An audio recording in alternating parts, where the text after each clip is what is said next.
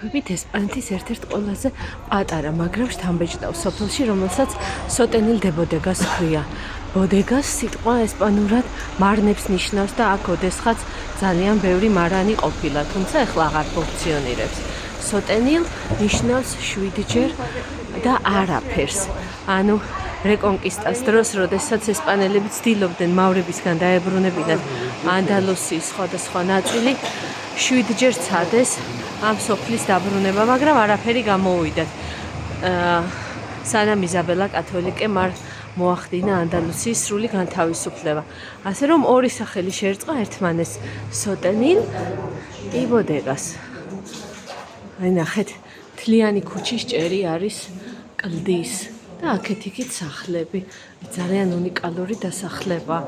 ამას ქვია ჩრდილის ქუჩას, რადგან სახურავად აქვს კლდე და მოჩრდილული აქვს. მეორე ქუჩა არის მზის ქუჩა, რომელსაც უკვე სახურავად აღარ ადგას კლდე და მზე ადგება სახლებს. სახლები თეთრია, იმიტომ რომ აირეკლოს სიცხე და ნაკლებად შეაწუხოს მაცხოვრებლები.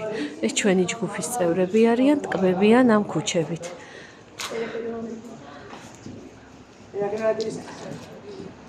Please.